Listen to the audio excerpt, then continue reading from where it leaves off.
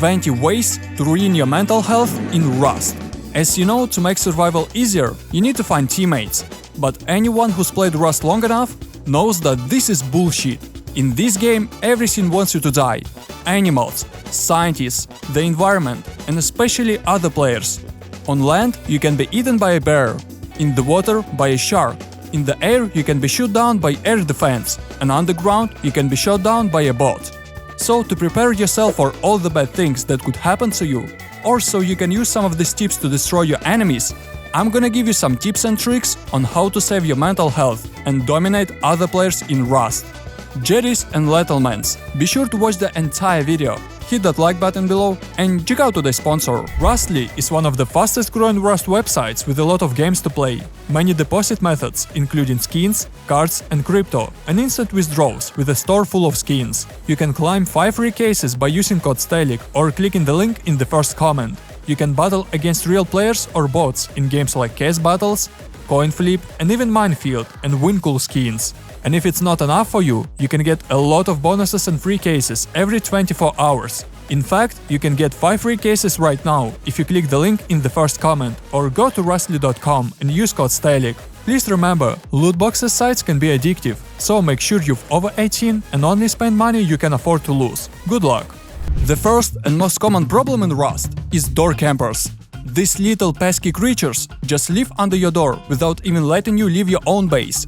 But it's even worse when they catch you coming home with a full inventory of loot. At times like this, there's a mad desire to smash your PC. If this happens to you, it's terrible. But you can break the system and become a door camper yourself. Then you can save your mental health. Or you can use this simple system I've shown many times that will let you know if there is someone outside. Next, we have roof campers, and sometimes it can be even worse. If door campers can only wait for you under the door, roof campers can be anywhere. They can be on the roof of any base, on the roof of a monument, and even on trees. The only advice I can give you is to try not to be in an open field without cover, and you will have a chance to escape. Otherwise, you don't have a chance to survive. Next, we have landmines, and I hate this item. First of all, it can be hidden almost anywhere, in rocks, bushes, textures, or even under the floor inside your base. Second, the mine explosion is insanely loud. It's louder than a rocket or even C4, so everyone can hear you from the other end of the map. And finally, if you use a landmine, be ready to fall into it yourself at the worst possible moment. However, there's a little trick here. If you spot a landmine from a distance, you can shoot it and it will go off without damaging you. The same goes for snap traps. This is another type of trap that is very hard to spot, especially if it's hidden in the bushes or inside the base, because it can damage you through the ceiling. But if you shoot it from a distance, it won't damage you. This one can ruin your mental health even if you are the calmest person in the world, and I'm talking about offline raids. Like, what could be worse than waking up in the morning in a good mood, connecting to the server and seeing that your base is no longer yours. You spent a lot of time yesterday searching for loot, making this base, and it was all for nothing. The only solution here is to guard your base all night and refuse to sleep. Nah, I'm kidding. You can just use the system from the last video that opens and closes some doors inside your base to make your enemies think that you are online. I'll leave a link to this video in the description below, so be sure to check it out. Another thing that has definitely made you freak out at least once is a gun trap. Honestly, I hate this item even more than a landmine, because it's too good. You can make an infinite number of trap bases using gun traps, but you can also very easily get caught in one of these traps. Because on top of the usual placement of gun traps on the floor, ceiling or wall, you can hide them inside the wall, so that they stick out through the texture. In general, there are tons of ways to catch a victim off guard using gun traps, and the only way to avoid this is not to go into a strange base. Next, we have a patrol helicopter. This flying asshole can piss off any player, even veterans, because he always shows up at the worst possible time. Worse, he might start shooting at you just for fun. And if you're in your base, he'll blow it up just because he feels like it, and you can't do anything. However, there's one little trick you can use. Just take off your clothes and move all your weapons from the quick slots to your inventory, and the helicopter won't touch you. Along with the helicopter, all players hate Bradley on the launch side. This asshole tank will follow you everywhere in this monument. Every time you have to run from one building to another, he'll be waiting for you around the corner. The only advantage of this tank is that enemies will not be able to get behind your back, because it will start shooting at them, so you will know immediately that someone is nearby. But you know what can be even worse than this tank? Rats, because they can hide on absolutely every monument in every possible place. Just feel that pain. You come to recycle components on some monument, you're almost done, and then BANG! Some random naked guy takes all your loot and runs away. To prevent this from happening, you can cover the recycler with barricades to keep yourself at least somewhat safe.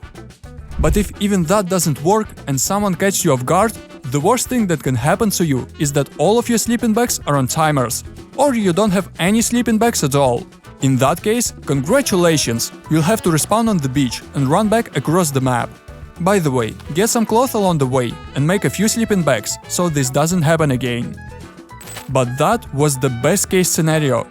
The worst case scenario is that you respawn on the beach and immediately start fighting for your life with other nakeds. Or even worse, you won't even get up and you'll have an arrow in your head or some other kind of armor or melee weapon. Yeah man, this is Rust. Welcome to Paradise Island. By the way, write in the comments below what annoys you the most in this game, and what event from your survival ruined your mental health. Let's help new players see what's in store for them in the near future. Anyway, everything I told you before was game related.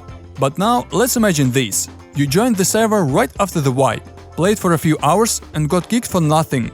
And now you have to stand in a queue of 500 people for 2 hours, just because you got kicked. And then, after 2 hours, you finally reconnected to the server. And the first thing you see is a damned bear running to eat you. That's another thing I hate about Rust, because even the wild animals are against you. Everything that moves in this game is trying to kill you. While running away from the bear, you can suddenly run into a bot at the side of the road, which will also start shooting at you. In general, the only advice I can give is to take your time and keep looking around so you don't run into anyone or anything unexpected. Another thing that can give you a heart attack is turret hidden in bushes in the forest or next to the road. This is a great trap that will bring a huge amount of loot if you build it yourself. But if you get caught in it, a rage quit is guaranteed. Now let's move on to the oil rig. You wiped out all the bots, go to the top floor, enter at the blue room and then open at the red room, activated the crate and… Some asshole hit C4 in this room before, which exploded right after activating the crate, and all your efforts were for nothing. Eventually, you decided not to go near the oil rig anymore and decide to go to the underwater labs. But even here you get an unexpected guest. It's a shark that starts to bite you in the ass. The only way to fight it is with a spear gun, otherwise you're dead. Now let me show you some ways to ruin the mental health of your neighbors if they are too annoying. The first method is very simple. Just build one or more TCs as close to their base as possible, so they can't expand it in the future. If you really want them to suffer, you can make a bunch of spikes and put them in 2 layers around the base of your neighbors. I guarantee they'll love this gift. Well, for the last method, you can build a 2x1 with a window as close to them as possible. Place a spotlight next to the window, attach your switch on the wall with an electrical branch and a blocker. Place a battery in the corner and connect them as I show.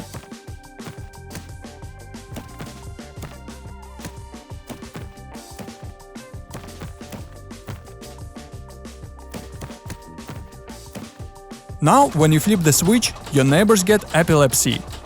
For a better effect, you can also take a hammer in your hands and start hitting the glass with it. It's a very loud sound that will definitely annoy them. And if you really want to save your mental health, then here are 20 advanced Rust building tips to improve your game.